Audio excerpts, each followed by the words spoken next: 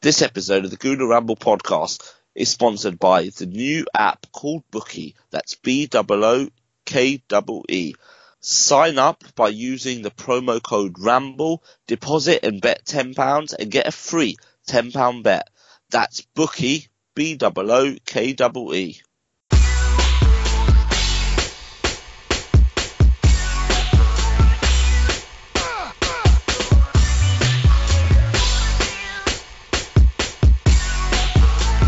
Hello and welcome to the Gooner Ramble podcast. I'm your host Giles, and joining me tonight are regulars Dave at Gooner Dave 66. You alright, mate? Good?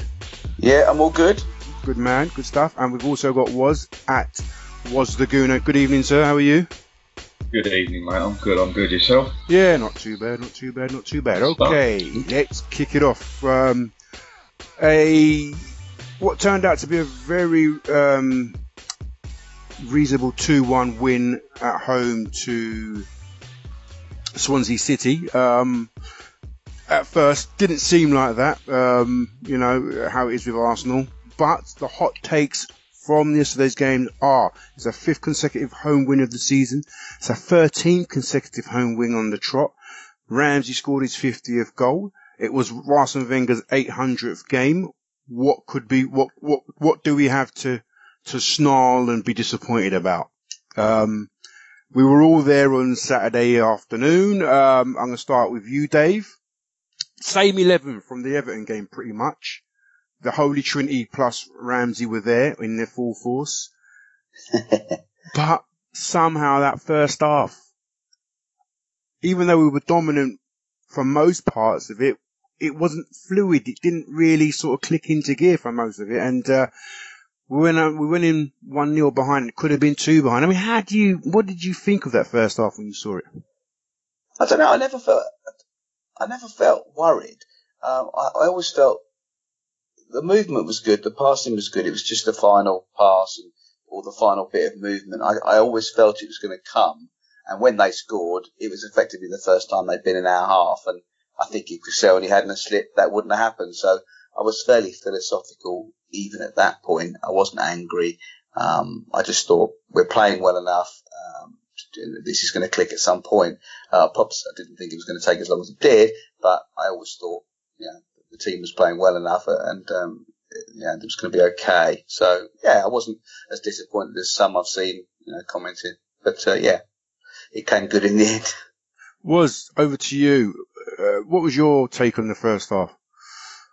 Yeah, much like Dave said, really. I mean, there's enough quality on the pitch, but I just thought we were a bit slow. It's strange seeing, how good these players are, but all the one-touch passing and movement and that, it just didn't quite seem like it was at Everton, and it was almost like they were taking a while to get into their stride, and we didn't really see the fullbacks getting the opportunity to blast down. I think Swansea done a good job of shutting that down, and I just think where everything at Everton was very quick and very one-touch, and they were breaking the lines, and we were finding it very difficult. And I thought in the first half, Ramsey was very reserved as well. I thought whether that was tactically because he couldn't actually advance through, or we just weren't moving the ball quick enough, but he didn't seem to be getting into them usual areas, and we were sort of struggling to create chances, but we were a bit of horseshoe football and a bit too slow. And as Dave said, we were punished again for a couple of individual errors, and we went in behind. But like Dave said again, there's a bit more of a confidence in this side that you do believe that they're going to pull something out of the bag, and it ain't going to be desperate in sort of the 80th and 85th minute like we have seen previously, and the quality of that ball you've said, But second half we were much improved. But that goal, I know you're going to talk about it, and I thought there was four errors in that. But I think it's our 5th individual error leading to a goal this season. And that's not a really good sign. I mean, we can say, okay, it's not structural. But it's not really a good sign. I mean, we've seen it against Leicester. We've seen it against Stoke. We've seen it against Liverpool. We saw it against Everton. Every team makes mistakes. I get that. But, ours seem to be so elementary.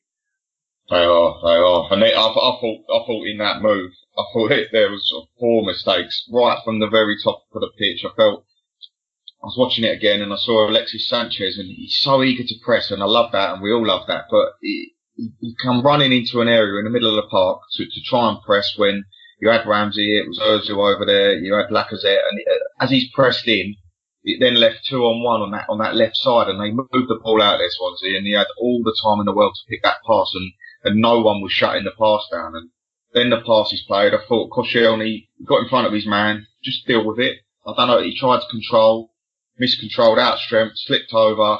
That's another mistake. I felt Bellerin got caught a bit. It was a fantastic pass from Tammy Abraham, by the way, and it was a good run from Klukas, but Hector needs to be a bit more aware, and we've seen him being a bit more switched on. So that was for me. That was another one, and then that's the third one, and then finally Petr Cech. I mean, either stay on your line or come. Don't do a bit of one and half a dozen of one and a bit of the other. I just felt that there was more than one individual error, and unfortunately they all combined to sort of give Swansea their only real chance up to that stage in the game, and fair play, they took it.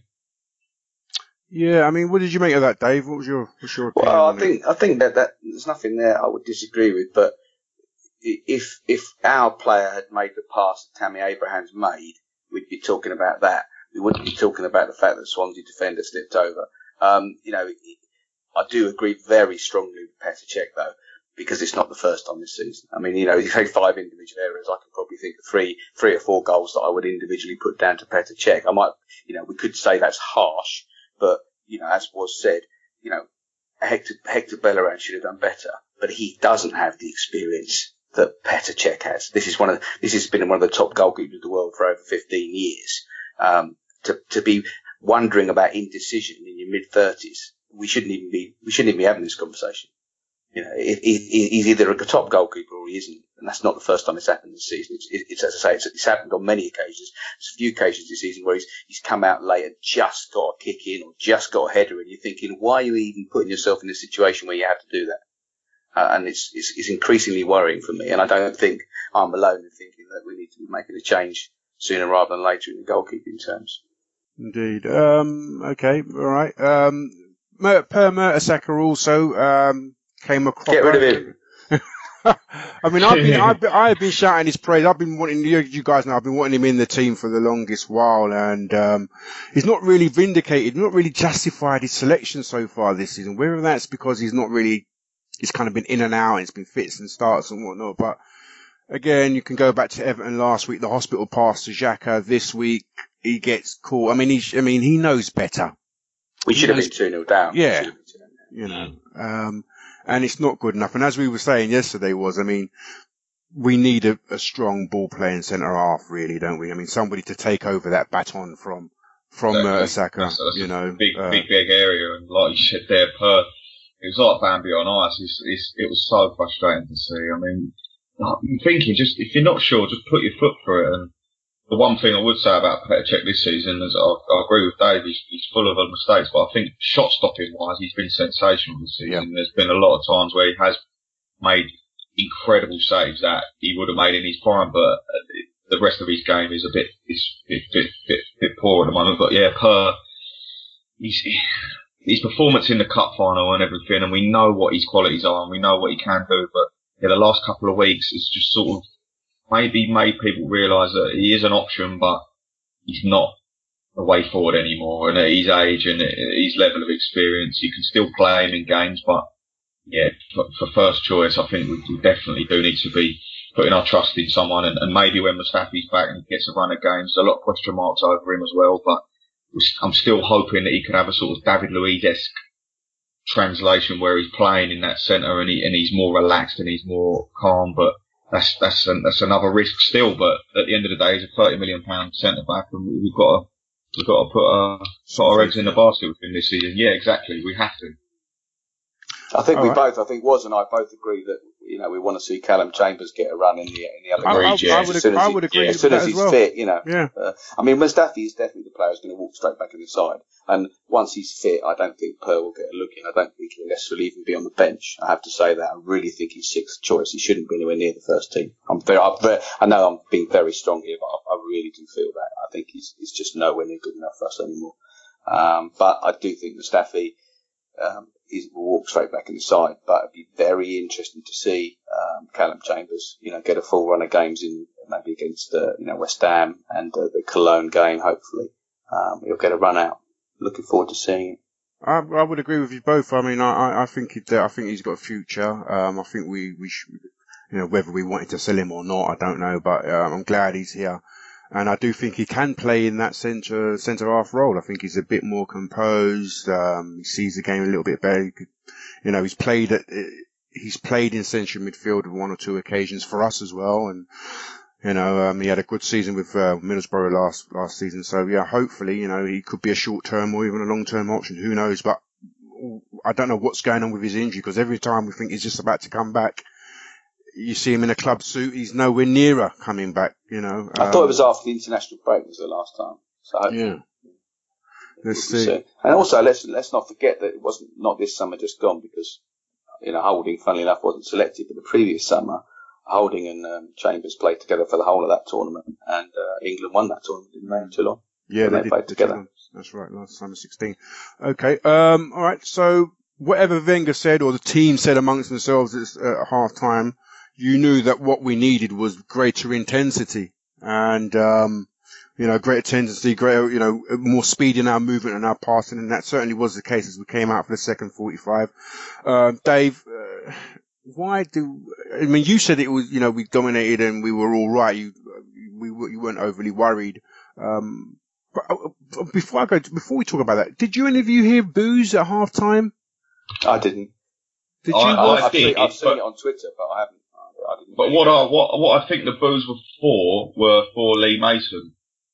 Right. I don't think the boos were for the way the game was going, because literally just before the whistle, there's incidents, and Lee Mason, he was a bit of a, do you know what I mean? He's always a bit of a wally when he comes to the Emirates, and there was a few decisions, and certainly I did hear people booing, but I don't think it was booing the team or the performance. I think it was genuinely booing Lee Mason, and that's why it was only sporadic, if you know what I mean. Because I'm pretty sure if it was a dreadful performance and where they were being booed off, it would be a lot more rousing. But yeah, I did hear boos, but I think it was aimed at Lee Mason, and I think people took that the wrong way. Yeah, I agree. Cool. All right, Dave. So second half we come out, as I said, greater intensity, more pace in our passing, more drive in our movement, and it started to open up. For me, I just thought, Swansea had a great first 45. They didn't just sit deep; they actually set traps and triggers. And we couldn't get the ball out from our central pins, which were for me Mertesacker and Xhaka. I think there's a couple of times I saw Xhaka getting picked off. He gets sucked in, or sucked out of position, and they picked him off, and so on and so forth. Now, it's just, when you've not got any outball from your central two, Ramsey had to drop in, and I thought he did the work of two men. People were saying that he's too deep. Well, I just thought he had to be deeper. I think he had to chaperone Xhaka. He had to get in there and help, because we've seen in the past where Ozil's had to drop deep, and it's taken away from our play further up the field. But I think Ozil kind of stayed wide right, and Ramsey used his intelligence, his maturity, stayed in, helped Xhaka, stabilised the midfield. Second half we've come out. What do you reckon, Dave? Well, I think Swansea. Paul Clement's a good coach. I mean, we all know that.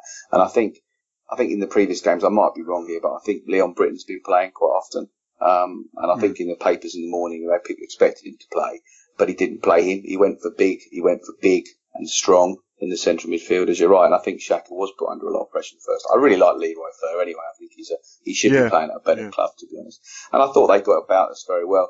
What was obvious was I don't think they could do it for 90 minutes. They certainly when we came out with more urgency in the second half, it seemed to be turning quite quickly for them. And I think also the wing backs got forward a lot quicker. And I'm not sure. I mean, I'm not the tactical genius, but I think they were, as you say, being penned in a bit in the first half. I don't know quite how Swansea did it, but certainly Kolasinac and and Bellerin weren't getting us forward as much as we would have liked. At the start of the second half, they just seemed to be doing so with much more freedom. And others, and that seemed to be the turning point for me. The greater width from the fullbacks, which didn't seem to be happening in the first half, was the turning point almost as soon as the half started in the second half. We saw what I'll give you a term that Dave coined to me a few years ago. He said that he'd like to see the fullbacks playing a marionette kind of style where you have one go up and one come from deeper. And what we saw was, as you so eloquently put in your video earlier today, was Hector Bellerin getting up wide on the right, high on the right, and really creating an overload. Yes. For us to sort of exploit with Kolasinac. And I think Wenger actually did mention that in a post-match conference. But take us for what you saw. Yeah, I mean, personally in the first half, Mesut Ozil and Ozil Sanchez were really struggling to get in the game. And with regards to the fullbacks in the first, I think Dave's spot on.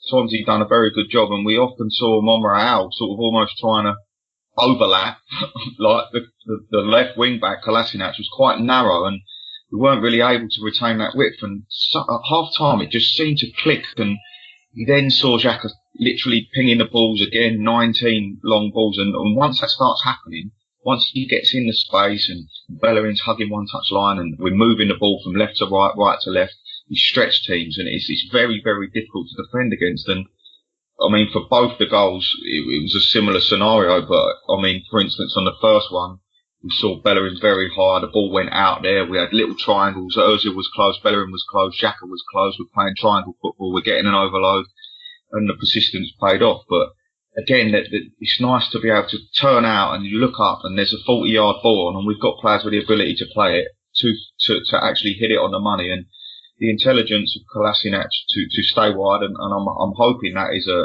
tactical ploy from Wenger, because for me, with these wing backs, that's the biggest plus side to this formation, that you really do utilise the width and keep them wide as you can and stretch the pitch, because it's so difficult to break these sides down. And normally, with the 4-2-3-1, without Giroud on the park, we'd be coming up trumps. We'd be in trouble. We really would. And we've seen it time and time again where we go late into games and we throw 5 forwards on. Well, 5, bloody hell. We've got 5 on the pitch at once because he just brings them all on and it's all panic stations. But it was nice to see us persist with Lacazette for a bit longer. We just changed the emphasis, got wider, and it really, really did pay off, because, as you say, Swansea tired, and once we did start moving the ball quicker than their bodies could possibly move, then it was only going to end in one way. And that first goal was a great example of us using Bellerin high and getting players very close to him and playing triangles of football in different areas of the park. So, yeah, it was good to see the change in emphasis, and it's nice to actually see a tactical change happen and then implement it. And I enjoyed it. Dave, for me, I would say that Ramsey was the lead. He was the orchestrator for our urgency, for the show of more urgency in the second half. I think he decided he was going to take the responsibility to drive this team forward.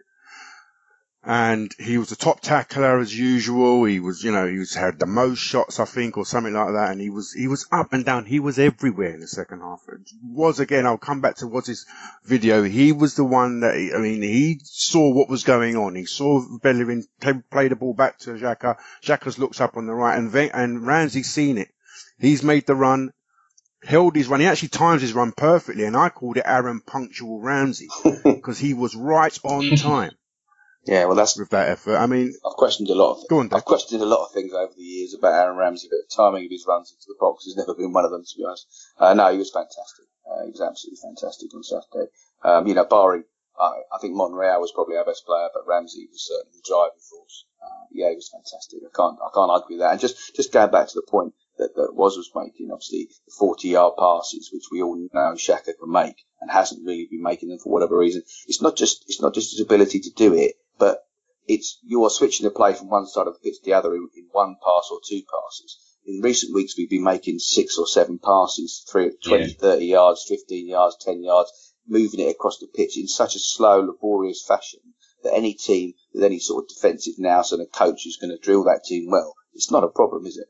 But when you've got that width of the fullbacks and someone who's going to play that pass beyond, the outside player or their fullback or their wide midfield player in such a fashion, it's not just the speed of doing it. It's the fact that obviously if you're travelling, the ball's travelling 40 metres instead of, in one pass rather than 10 metres in 4 passes, it changes everything. And when you can switch the play like that, as Woz was saying, that's the dynamic that we need to persist with. And that's what we need to, that's what we need to continue to do. But it is key to have Ramsey to do the work alongside Xhaka and give him that time. And he won't always get that time. He's not going to get it. He's not going to get it at the Etihad. He's not going to get that sort of time. So we need to work on a system to make sure he is going to get that time. Getting the ball earlier from the centre back, dropping deeper, whatever it is. If we're going to utilise Xhaka and Ramsey, then we need to utilise them, in their best fashion. And somehow that means, as was said, getting Xhaka in a position to play those 18, 19 long balls. Because if you could look at a few games earlier in the season, and there wasn't a single one of those passes going to our player. So, we all know he can do it. He was doing it at the back end of last season. He wasn't doing it in the early part of this season. So what's changed? That's the question. And I think Woz has got it. We've got greater width, and we've got Ramsey, working harder, alongside him when he needs to be, but whilst not losing curtailing the sort of enthusiasm to get in the box. So yeah, it's working at the moment. But as I said last week, let's just see what happens when we play the big boys. Let's talk about Kolasinac, because he set up the first goal with the assist. Second goal, for me, that was it was power, but it was controlled power with the inside of his left. You could just tell from the way he attacked, you could tell that he has played as an attacker in his youth, can't you? He doesn't just do things gung-ho. He doesn't just fire crosses in. He doesn't, it's done with a measure of intelligence, a measure of, I know what I'm doing here. And not just that. I think when you look at the whole move, when it starts over on the right, and you have got the overload over there, and Ozil and Xhaka done very well, but what that does do is it just naturally drags players across. They see six red shirts over there, and they think, well, we've got to shuffle across. But Kolasinac just retained his position, didn't get sucked into the game, just stayed out there, and Lacazette battles really hard to get in there. Lovely little back heel to Mesut. His little pass is blocked, and it comes out, and you just look up and you see him there, and how he's in that much space. You think, how's that happened? But it's just because he's intelligent. He stayed out there knowing by this time it could come to him, and when he's running up to that, I'm thinking that's 3 points. Do you know what I mean? That's over the top of the bar. It's gone. But brilliant to control the power he hit it with the instep, and to control it. It was the only place he could have put it, and what a finish! And it is making a big difference. What's he got? 3 goals and 3 assists already this season. Yep. Do you know what I mean? If you can get your 2 fullbacks producing numbers, and Bellerin has got in a lot of good areas, and it's not quite happening for him yet, but it will happen. And Kolasinac, we can continue in this vein. Wow, these numbers, they all help. Ramsey getting goals and assists from midfield, they all help. Jack has chipped in with he's got 4 assists this season. So numbers are coming from all over the pitch, and that's without looking at Lacazette, Giroud, Welbeck, Sanchez, Ozil. So that's good. That's a really good thing to see. And with regards to Kolasinac, he was fantastic. And the key for me is his intelligence, like you touched on. He's very, very, very clever, and often in that position, you find players who aren't actually that clever. They're just very physically good, or someone like Kyle Walker who can get up and down and he's powerful, but he's thick as 2 short planks and he's really not very good. Do you know what I mean? But he gets away with it because he's physicality. But Kolasinac is the full package, and to be honest with you, it could go down as one of Arsenal's greatest ever signings, because to get a guy in this day and age that good for free, and I know it's early in his career, that young as well, but the consistency he's showing in his performances. Yeah, he's shaky at times, maybe defensively he gets in the wrong areas, but like Dave touched on, he's got a lovely little thing going on with Nacho Monreal on that inside left, and it really does work, and it gives the opposition something else to think about, and also he can cover in, but he's so powerful and intelligent, and yeah, the goals and assists are a massive bonus, absolutely massive, because the effort and the working and the power he puts into the game makes a difference regardless. So when he's adding them as well, that's superb. Last time Arsenal had any sort of consistency of assists from fullbacks, I know we aren't playing fullbacks now, but from those wide areas, was right back in 2007, 2008. I think Sanya and Clichy had something like 13 or 14 assists between them in that season. And that's the season we came closest to winning the league. And if you look at all the teams that win the league, honestly, trust me, go back, the amount of assists from fullbacks is always high. It's always high. And Kolasinac, I think he got 8 last year for Schalke. And let's face it, Schalke weren't, you don't get in the Bundesliga team of the year if you're not a good player. But Schalke weren't challenging for anything last year. So I think he got 3 goals and 8 assists in a season for Schalke. So, and I look at that lovely death chip to the far post for Bosnia about 6 weeks ago. As you say, he's not just swinging it into the box. Bellerin needs to watch him. Because Bellerin always just swings a leg. Unfortunately, he doesn't need to. He's good enough to look up and pick his pass. He's all right with the cutbacks. But anything other than that, he needs to look at Kolasinac, as you say. As was said, he does think about what he's doing. He doesn't just do the first thing that he can do. He'll take his time and pick the right cross or the right cutback. And going back to the point that I wrote about earlier in the week, I have noticed, particularly the last 2 or 3 games, not so much against Watford, but certainly the games we were winning convincingly, Monreal's striding out of defence with the ball, which is something, we haven't seen. And there's that understanding between him and Shea Kolasinac now that, if Monreal strides forward, and he's doing it very effectively, and actually, Koscielny's doing it quite effectively on the other side as well. But certainly on the left, I've seen it's been a feature the last few weeks, and long may it continue, because we all know how good Monreal can be, in the final third. We've seen 2 goals in the last 4 games. So if Kolasinac has that understanding with Nacho, and I've noticed that certainly against Everton, there was one point where Nacho went forward and he actually sort of, with the signal, like was pointed out, that where Ramsey sort of made the signal for Lacazette to make his run. In the same sense, when Monreal was striding forward, running forward, he did a 1-2, and at the same time as doing the 1-2, he sort of, with his left arm, he sort of said to Kolasinac, right, just drop in there, mate. And that, it was surprise opposition, it was surprise the opposition if it's suddenly Monreal striding forward, when they're expecting to be Kolasinac. So it's a small little thing I've noticed, but I just think it could be actually quite important for us. And it'd be good to see Koscielny and Bellerin get the same understanding, which I don't think is there at the moment. That is the point of having the two, the left side and the right sided centre back, though, isn't it? In the 3 that they can, you've got players that are a bit more aggressive, a bit more go forward, and if they've got the technical ability like Monreal has, you can utilise it in attacking situations. As you said, we could do with seeing a bit more from Koscielny, but I think, as you said, he's started to stride out a little bit more from his position. I think Chelsea made the point effective since Azpilicueta's moved out to wing back. Azpilicueta was doing exactly the same as Monreal's doing now when he was the 3rd centre back on the right last year. That's earlier. Right, Now he's been moved out back to wing back. It seems to, I don't know, can't put my finger on it, but it seems to have changed the dynamic at Chelsea upset a little the balance. bit. Yeah, it has upset the balance a bit. You touched on Bellerin and his delivery. Now we all know his pace is priceless. It's a priceless used commodity to have, and a lot of teams do focus on him down the right. I mean, last week, he was electric on the right, and this week, you could see that Swansea were very, very wary of him down the right, and we actually, as we spoke about, we switched the emphasis of attack to the left. But FK made a point this morning about, him really sort of needing to up his delivery, increase, just add a bit more quality to his delivery. And like you said, Dave, he does manage to get down to the byline. His cutbacks are okay, but he does seem to, his one golf shot is the drive. He just drives it in.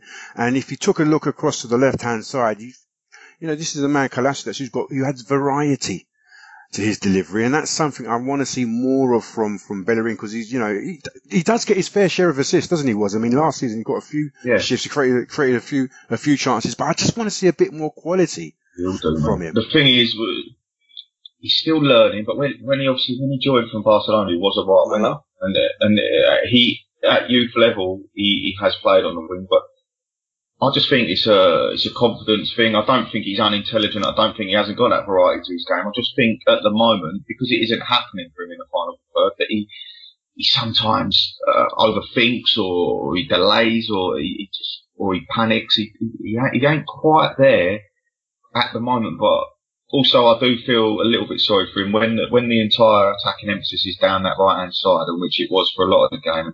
I think, like you said, a lot of teams do tend to double up on him because they obviously understand how fast he is, which does create that switch. The ball's always on, but especially when you haven't got a target in the box, which a lot of the time, to be fair to him, he could just swing his foot at it, but realistically, there's going to be no one on the end of it. And Lacazette did get in some good positions, but it's very, very difficult. It almost has to be the perfect ball, which yeah, maybe we should be expecting him to play. But I'm not too worried about his contribution in the final third at the moment, and I do think it will come, especially when we're getting such high contributions from all over the park. But Bellerin alone, his searing pace and his ability to get into positions and he is intelligent as well is good. He's very, very good. And yeah, I'm not too fussed. And I'm glad that Debussy's back now and hopefully he can rotate a bit, because often we've seen Hector Bellerin, even at such a young age, burnt out. He really is burnt out, and it's unnecessary. And I just think the key to all of these players and a lot of the good things we're seeing and talking about is that I think the word is consistency. We're seeing a consistency in the team, and I want to see this team grow together. We're seeing partnerships blossom, Kolasinac, and we're talking about Xhaka knowing exactly where his fullbacks are going to be. Xhaka, Ramsey working well together, creating the space. You've got the centre backs. We're talking about linking up, and you've obviously got the triangles that you're seeing in the final third are absolutely magnificent, and that's becoming natural. And Arsenal at their best always seem to do things without thinking, and everything's fast and everything's exciting and progressive, and we're starting to get back to that. But maybe it's because he is playing two completely different squads and he feels more comfortable in keeping these players. I hope he does, and hopefully Mustafi gets back in there, and like we said, Chambers, and there's players who haven't really kicked the ball this season who are going to have an impact at some point. So I'm very, very positive at the moment, and the consistency is getting back. And yeah, we've conceded some sloppy goals and things, but we react and we bounce back and we keep going. And Hector will start to develop in that final. I'm not no worries about that at all. I think he's a class act, and I think he's only going to get better. And once he gets one or two, he'll be flying. Okay, so let's talk about Xhaka. Now I know what he does with the ball at his feet. You know, you give him time, he'll kill you. He will kill you with those laser-strewn passes. You know, 30, 40 meters, you can't touch him. You know, as you said, he delivers it right on the toe of your feet. You know, but for me, I wonder if I'm not wondering. I'm worried that the position he's played, the role he's given, he's not doing half of the job. He's only doing half of the job. The other side of the job is his awareness, still poor. Second season, still poor. His mobility, not getting any better. It's not increasing. I don't know if there's any sort of training techniques you can do to increase your mobility, but if your awareness is poor, you've got really bad mobility or poor mobility, that's a terrible combination. He is ponderous on the ball at times. Maybe it's because he's one-footed, I don't know. But under pressure, he hasn't got the soft shoe shuffle to work his way out of pressure, you know. And secondly, he doesn't seem to think ahead of he doesn't seem to have a picture in his mind of what he's going to do when he gets the ball in a defensive situation. Offensively, just so you look at him, he's looking around before he gets the ball. He's looking at all the parts. Where's everybody? Right. Boom, boom, boom, boom, boom. I know what I'm going to do now. But in a defensive situation, in an hour and a half, I do worry. It doesn't seem to be as switched on. And people are setting up traps. He is their trigger. And I'm worried. I'm very worried about going to the Etihad next weekend. And a team like Man City, who press really, really high. Sorry, guys. Baby alert. You're not the only one worried about Xhaka. Yeah. Akil, shut up. You know. Just because you're not on, stop crying in the background. I agree with you, Giles. Was doesn't. No, I do. I completely do understand the reservations, G. And let's be honest, going to the Etihad is an acid test, and they perform well, to be fair to them, at Stamford Bridge. But this is going to be massive. And to be fair, our record with any combination of central midfielders and any combination of lineups has been terrible. Let's be honest, against the top six teams, especially away from home. So this really, really is an asset test, and Granit Xhaka has to have the game of his life. And it's interesting, like you're saying about the awareness, it seems to only be in his own final third, which is rather alarming, because he's got a full picture when he's sort of in an attacking mode. But exactly. I do understand the reservations. I do understand about him being slightly flat-footed and he hasn't got wing mirrors at times, but then other times I think he has, and I do see him flick balls around the corner or he makes an instant pass, and it's just consistency again, it's that word. And he's been in pretty poor form, but I think also like Dave mentioned earlier, he hasn't been able to play them long raking passes, because I think at the start of the season, the first sort of 2 months, we've basically played with a right back at left back and a central midfielder who wants to come inside at right back. So we haven't had that width. And when the game's open and he's allowed to drop in, and I know you're saying against City that he definitely will be pressed high and he will be their trigger. So come on, Granit, it's your time, mate. You've got to prove yourself. £30 million central midfielder, it's your time. And if he doesn't, then there's going to be more and more questions asked, isn't there? The funny thing was when I looked at his numbers, of the tackles he's made, he's won 73% of his tackles. And I've compared them to like Matic and Fernandinho, even Ramsey, Conte. I think Ramsey's the only one that's won more tackles in percentage-wise than him. Yeah, because good players don't need to make tackles. Great players. Okay. But then the second, that's the difference. Yeah. Having 73% tackles is not necessarily applauded. All right, okay, I'll give you that. But the duels, then. But also, the other point you made. You know what was? I'm trying to help him. The other point you made shot is him very down. interesting, though, because how many players really are genuinely two-footed? And that is sometimes when he does try and make the pass with the inside of his boot round a player, is where he gets found out, because he is so one-footed. And that's where, again, won't necessarily agree. I'm not sure, he may not, I don't know. But that's where you have the benefit of someone like Santi, is that wherever he's pressed, it doesn't make any difference, because he can turn either way and he can pass either way with either foot. And it's so few players in that position who can do that if you have got a player who's two-footed in that position, what a massive advantage it is.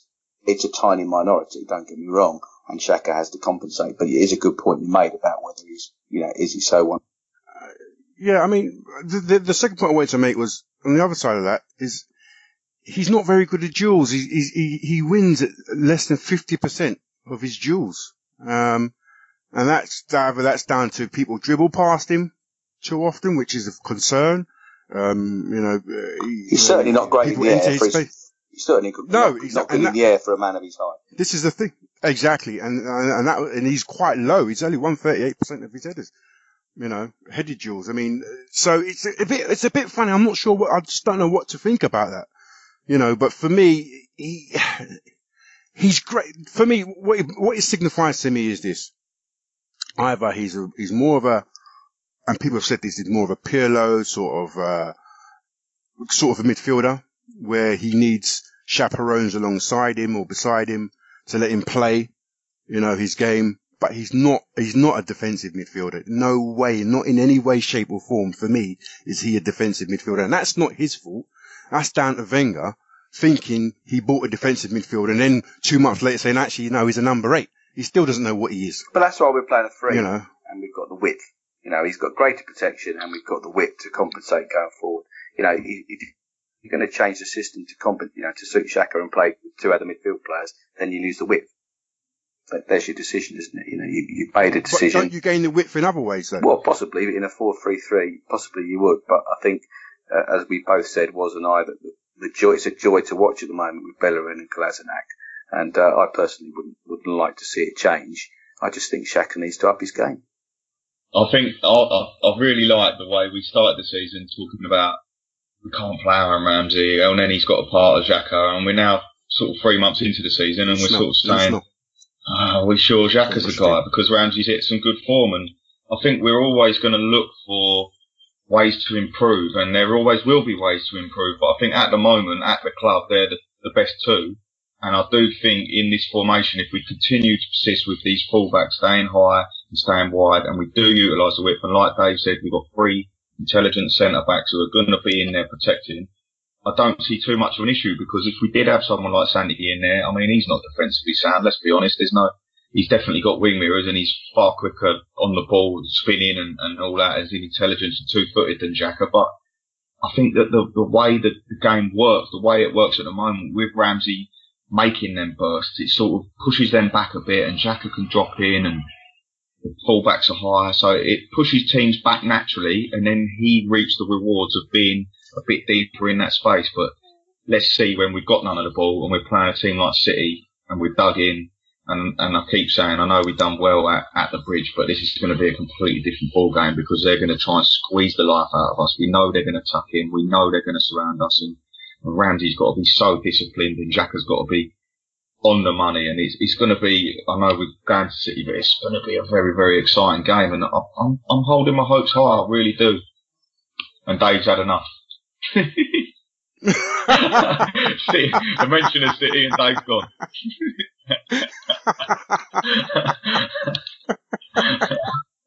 Well, and he's back in the room. Oh, I'm back in the room. I don't know what happened there. Well, Dave, I mean, what do you reckon's going to happen? I mean, what would you retain? I assume you're going to retain those two, aren't you? No, I think and Ramsey at City, if we right? just look ahead to next week. I don't think we need to change anything. I just think that the wing backs become more like full backs next week, and we play more of a five at the back, and try and hit them on the break. Do you agree with that? Then was there we cede possession and sort of like? I don't think we got a choice, mate. To be honest with you, I really don't think we can go toe to toe possession wise with City. I really don't. I think they're going to be masters at it, and Pep's a master at it. But Wenger's beaten Pep sides in the past, and he will again. And I'm just hoping that when we get the opportunity, we really do take it because we will create, especially if we've got that 11 playing, we will create an opportunity. There's no two ways about that, but it's how we deal with that opportunity when it comes. And if we nick one, you never know, mate. We could nick two. I mean, things happen in games and they change so quickly, red cards and anything can happen. And this side has got quality. It's got individuals that can have moments of brilliance. I like it. I like the pace. I like the width.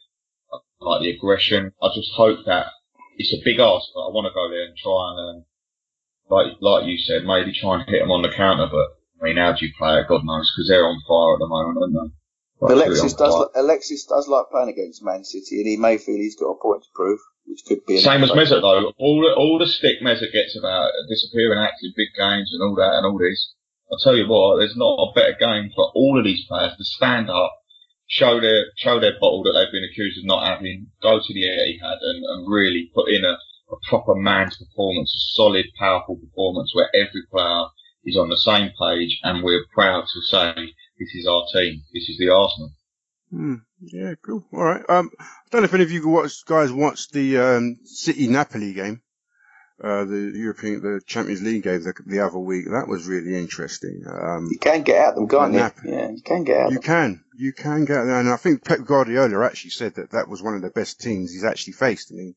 They could have gone in with a draw or a win. They could have come out there with a draw or a win, Napoli. And that was simply because, the way that they, shaped up, West Brom scored too against them, crying out loud. Yeah. And Napoli shaped up with a high block press, they really committed high. It's a sort of a formation and a mindset that not many teams would go to the Etihad with, which is to go high, press them high and play through the centre, create overloads and then switch. I mean, it nearly worked. And I wonder, I look at our team and sometimes I do wonder, is the best form of defence actually attack? We need to be attacking Fabian Delph. We need to be attacking down that side and drawing the centre back over to support Delph. Delph, since he's been playing left back for Man City, hasn't played against anyone of note and he hasn't been put under any sort of pressure. So that's the weak link, isn't it? That's where we need to be going. I think I would actually go with actually dropping Per Mertesacker for that game. If we can get any of our other obviously. Backs, really, because that would allow us to actually, be a bit more compact with moving around the field, whether it's up or down, be a bit more compact, a bit more solid, not allowing them to break in between us. Somehow we need to be making Sane come back and support Delph, don't we? We need to be pushing Sane backwards, Yeah, and what I noticed with them, like we've done recently, they keep their wide forwards right up the field. They pin them right on the opposition fullbacks and really pin them in there. And that's going to be an interesting battle between whoever's going to play on the right, whether it's Sterling or whoever against Kolasinac. And then last season, it was Sane versus Bellerin. This season, Sane's stepped up again. Bellerin's coming back, so that will be an interesting key battle there. I mean, I wonder in the midfield now, how are we going to deal with a problem like Kevin De Bruyne, because he is playing at a new level this season? How do you think we take care of that situation, Was? I think it's both sides are probably, although we're the City of fire and all cylinders, when you look man for man, I think City will be saying, Mesut Ozil, he's elusive, he drops in these areas, how are we going to deal with this? We're looking at Sane, we're looking at them being high and wide, and they're probably looking at Bellerin and Kolasinac and thinking, well, that's a very good outlet for them. They do get high, they press the pitch wide. I mean, how are we going to counteract that? And it's almost like it could become one of their games where it's so tactical, it's so finely precision that one moment of brilliance will make the difference. And how we deal with, I mean, these are the games where I'm not willing to stick my neck on the line, and I'd rather Arsenal earn £10 million a year, because I ain't got a clue, mate, to be honest with you. I just want us to sort of turn up and put in a performance that we can definitely be proud of, like at Stamford Bridge, where I felt we were unlucky not to win, and I want to go to the Etihad and just show, look, we're not done yet. We are here. We're still the Arsenal, and at least for this season, we've still got Sanchez, we've still got Ozil, and we know we're going to work hard, and we've got the ability to have the legs to match City. But yeah, I mean, do you man mark De Bruyne, or do you? I don't know. It's impossible, mate, because they've got so many other players as well that can hurt you from all different areas of the pitch. So I don't know.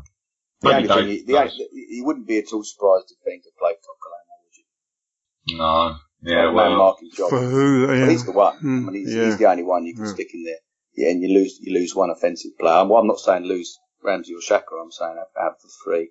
Somehow maybe play Ramsey slightly more advanced.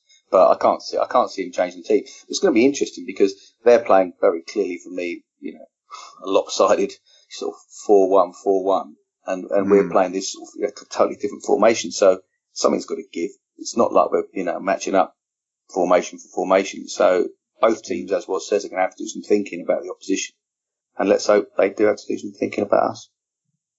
Indeed. It'll be interesting to see whether we do drop back and set deep, or actually really challenge them and go high and, challenge them in the wide areas, because they do like to play it out from the back. And, as we've seen with Napoli and recently yesterday West Brom, you can get at them. If you force them to play long and wide from the back, they're a bit vulnerable. But if one of our wing backs goes forward, then the other one has to sit and make us a four. Yeah. I think. Yeah. Absolutely, definitely. The thing is, last year we sat in, didn't we? And Theo got the goal, but then we was far too deep. It was almost like, as if to say, I found it embarrassing. It was almost like we were a League One tie in an FA Cup tie. But they are a totally different level to last season. No, I know they are, yeah, but I think we could be a totally different level as well to that performance, because realistically, we pinched a goal and it was just embarrassing. It weren't Arsenal. No, let's see what Wenger has about him, because like we're talking about Coquelin, does he stay with his same team and sort of go and think, yeah, come on then, let's have it? Or does he cower away, drop one of the attackers and put Coquelin in and try and steady the ship? But yeah, it'd be interesting to see what he does, wouldn't it? Indeed, and before that, we've got an engagement at home on Thursday against who we got? We have got Red Star Belgrade. Second team, more youngsters for you, Dave, or? Yeah, I think. Or do you strike a balance again? I'm just finding it, I'm enjoying it in one's, because I like seeing these young players, and it's fantastic and it's very exciting. I loved it last week against Norwich, but and I know we should have this consistency, but I just don't think Olivier Giroud works in this formation. So, when we play this second 11, but we're playing the same formation, and I don't think the second 11 suit the sort of 4-2, the sort of 3-4-2-1 as well as the first 11, if that makes sense. And I think we're just sort of shoehorning players into the system that don't fit the system just because they're the second choice 11 players. Does that make sense? I just think I love seeing Maitland-Niles play, but I don't like him on the left. I love seeing Reece Nelson play, but I don't want to see him at wing back. I love Olivier Giroud, but he needs to be in a different formation or with a partner. And there's just loads of things. I like Theo Walcott, but I don't like him in that position either. there's loads of players who I think, well, they're not seeing the best of them. The only player that's really, suits this formation is I think, because he doesn't have to tackle back, is Jack Wilshere. But everyone else, I think, well, the three centre backs is okay, but the wing backs are playing out of position. I think Theo and Giroud are playing in positions they're not comfortable in. Probably maybe Iwobi or Jack, and that's fine for them to play in the two roles behind the striker. But for everyone else, it's a bit of shoehorning. So we got very lucky away in Red Star. We didn't play well. We didn't look fluent, and we got a wonder goal at the end. But I sort of, I'm so long-winded. So I like to see the young players, but I'd like to see everyone playing in their own positions. And even if it means changing the formation slightly, I know he won't do it, but I would probably play the formation to suit the young players, where they've always played, growing up at Arsenal, rather than play the system that just because the first team's playing it. But I'm talking out my arse because he won't do it anyway. So. I mean, Dave makes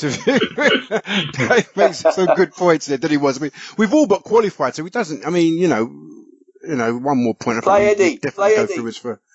We do have the luxury of changing it up, don't we? And playing these youngsters in their more natural favoured positions now. I'd rather see Walcott play up top in this formation if we're going to play the same system as the first. A bit of speed, a bit of pace. Yeah. If you're going to, that's the tough thing for Olivier Giroud, because when he's being thrown into these games, like we're saying, the wing backs ain't natural, so they don't hit the byline, they don't get into them advanced positions in the final third. There's not really any deliveries coming into the box, and he's feeding off absolute scraps. And I completely agree. I'd probably go 4-2-3-1 and change it, but it's just interesting about getting the balance right between youngsters and sort of first team backup players, because for me, I don't want to see any players getting cold. I'd love to give young players minutes, but I think what is really important is to keep people like Giroud, like at a certain level, ticking over, because you never know when the next injury's around the corner. Jack Wilshere, and you've got El Neni and Iwobi, all these players. I mean, a lot of them aren't playing key parts of the season yet, but even people like Debuchy, there could become a stage where Bellerin's, touch wood, gets injured, and we're going to be relying on him. And he's going to Giroud is playing every week. He's not starting every week, but he's playing every single game. Yeah, coming on. Has he not come on every single game? Whereas Walcott, I get what you're saying there. Yeah. So in a way, we are keeping loads of games where he's not getting any minutes. Well, exactly. That's what I mean. And he's coming in completely cold and expected to take on the world. And yes, that's why I'd rather see him play up top if he's going to play. Yeah, it's difficult getting the balance. So I do want to see. You could play Jack and Iwobi behind Theo. Walcott, yeah, of course you could. And it'd be nice to see. In that formation. I agree with you, mate. It would be very, very nice to see that, wouldn't it? It's just something different. It's similar to Lacazette in a sense that he's always moving and he's on the shoulder, and he's probably link-up players nowhere near as good. But yeah, it's a different option. But with the young lads, with Reece Nelson and people like that, you do want them to get minutes, but you want it to be at the right time and the development.